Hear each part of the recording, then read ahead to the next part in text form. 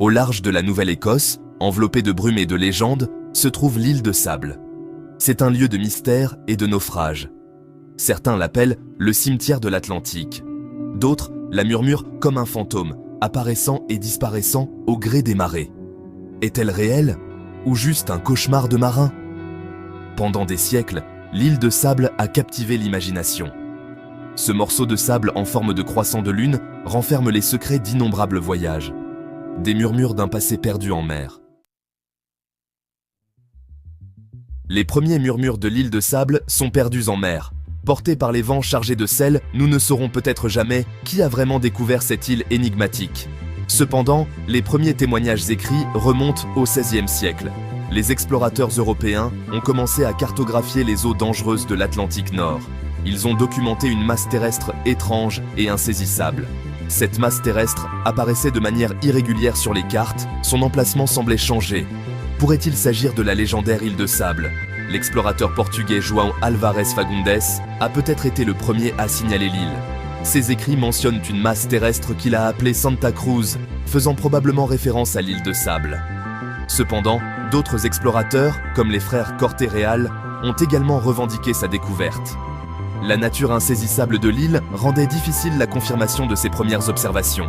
Était-ce un jeu de lumière, un mirage à l'horizon, ou quelque chose de plus substantiel, de plus sinistre? Ces premiers récits ont alimenté les spéculations et stimulé l'imagination des cartographes et des conteurs. L'île a commencé à apparaître sur les cartes sous divers noms, évoquant un sentiment de mystère et de danger.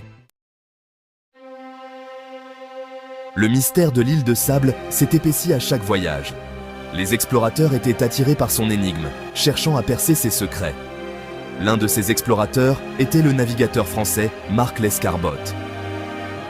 Au début du XVIIe siècle, Lescarbot a mené une expédition sur l'île. Son objectif était d'établir une colonie française, envisageant un comptoir commercial, un point d'ancrage stratégique dans le Nouveau Monde. Cependant, ses rêves se sont brisés sur les rives de l'île de Sable. L'expédition de Lescarbot a rencontré des conditions implacables. L'île, a-t-il découvert, était une terre désolée et battue par le vent et les vagues. Elle était dépourvue des ressources nécessaires pour subvenir aux besoins d'une colonie. Déçu mais résolu, Lescarbot a méticuleusement documenté ses découvertes. Il a noté les sables mouvants de l'île et a enregistré les hauts fonds dangereux qui s'étendaient loin dans la mer. Malgré sa nature inhospitalière, l'île de Sable continuait à fasciner. L'explorateur anglais Sir Humphrey Gilbert a revendiqué l'île pour la couronne britannique en 1583. Cependant, comme les Français avant eux, les Anglais ont trouvé l'île impropre à la colonisation. L'île semblait destinée à rester un lieu de mystère et de naufrage. Au fil des siècles, l'île de Sable a acquis la réputation effrayante de cimetière de l'Atlantique. Les marins en parlaient avec un mélange de peur et de respect, partageant des récits déchirants de navires perdus sur ses côtes. L'île, semblait-il, avait une soif insatiable de navires. Elle les attirait par la promesse d'un port sûr, pour mieux les fracasser sur ses bancs de sable caché. L'un des naufrages les plus tristement célèbres est celui du navire britannique. En 1583, le faisait partie de l'expédition de Sir Humphrey Gilbert pour établir une colonie à Terre-Neuve. Alors que le naviguait près de l'île de Sable, il a heurté un banc de sable et a coulé sous les vagues. Le naufrage du, ainsi que d'innombrables autres navires engloutis par l'île, ont consolidé le sinistre héritage de l'île de Sable.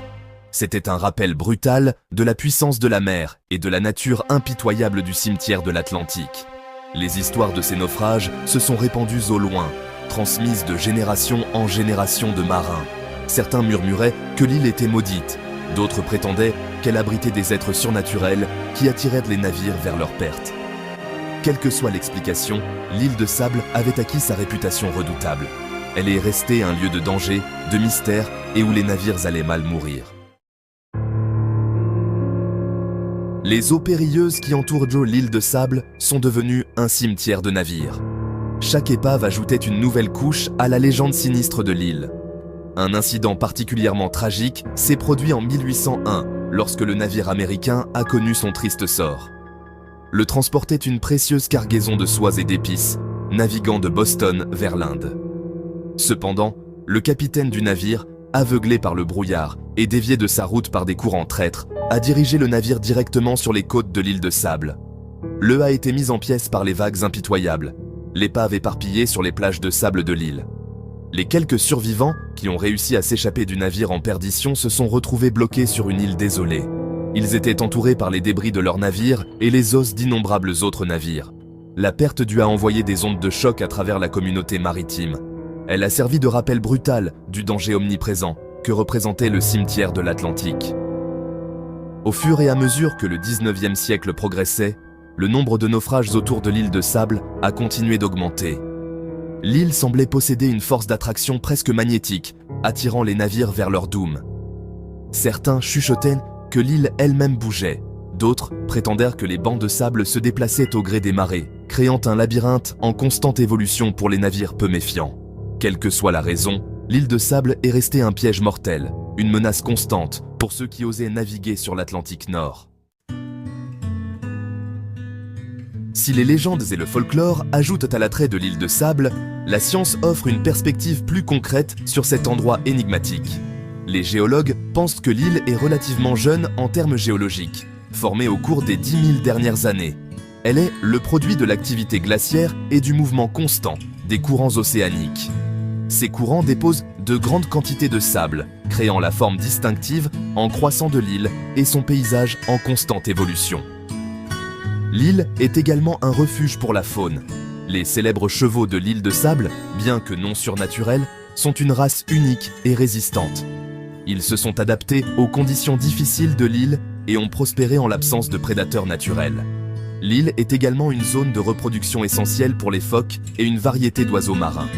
Sa situation au milieu d'importantes voies de migration en fait une étape vitale pour de nombreuses espèces. Les scientifiques étudient constamment l'île de Sable, essayant de percer ses mystères et de mieux comprendre son importance écologique. À l'ère des satellites et du GPS, on pourrait supposer que les mystères de l'île de Sable ont été résolus. Pourtant, cette île insaisissable continue de nous intriguer et de nous déconcerter. Bien que nous comprenions mieux sa géologie et son écologie, de nombreuses questions restent sans réponse. Le mouvement constant de l'île, par exemple, reste un mystère. Les scientifiques s'efforcent encore de comprendre pleinement l'interaction complexe des courants et du transport des sédiments qui façonnent cette masse terrestre dynamique. La technologie moderne a également révélé de nouveaux secrets.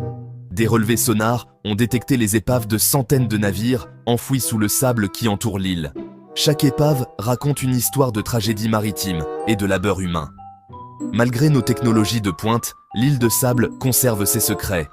Elle nous rappelle que la nature est une force puissante que nous ne pourrons peut-être jamais comprendre entièrement. Aujourd'hui, l'île de Sable est reconnue pour son importance écologique. C'est une zone protégée. Le gouvernement canadien a créé la réserve de parc national de l'île de Sable en 2013. Cette désignation vise à protéger l'écosystème unique de l'île et à préserver son patrimoine culturel et historique. L'accès à l'île est strictement réglementé, seuls les chercheurs et le personnel autorisé étant autorisés à débarquer sur ses côtes. Les efforts de conservation se concentrent sur la préservation de l'écosystème fragile de l'île. Cela comprend la protection des chevaux de l'île de Sable, des phoques gris qui utilisent l'île comme lieu de reproduction et des diverses populations d'oiseaux qui dépendent de l'île comme escale lors de leur migration. Les chercheurs continuent de surveiller la flore et la faune de l'île, étudiant l'impact du changement climatique et d'autres facteurs environnementaux sur cet écosystème délicat. La préservation de l'île de Sable s'étend également à son patrimoine culturel. Des relevés archéologiques sont effectués pour documenter et protéger les vestiges de naufrages et autres artefacts historiques trouvés sur l'île. L'île de Sable, le cimetière de l'Atlantique, reste une énigme. C'est un lieu d'une beauté envoûtante et de dangers cachés. Bien que la science ait éclairé certains de ces mystères, l'île continue de captiver notre imagination. Ses sables mouvants, ses chevaux sauvages et son histoire tragique contribuent tous à sa mystique. C'est un lieu où le passé et le présent se rencontrent et où les forces de la nature règnent en maître. L'île nous rappelle la puissance de l'océan et la fragilité de la vie humaine face à la fureur de la nature. C'est un lieu qui continue d'inspirer l'admiration et l'émerveillement. Ces légendes et ces histoires se transmettent de génération en génération. Tant que des navires navigueront sur l'Atlantique Nord, la légende de l'île de Sable perdurera. elle restera toujours un lieu de mystère, un lieu d'histoire, un lieu où la mer murmure ses secrets à ceux qui osent les écouter. Si vous avez aimé cette vidéo, n'oubliez pas de vous abonner à notre chaîne Arcana pour plus de découvertes fascinantes et de voyages à travers l'histoire et le mystère. À bientôt.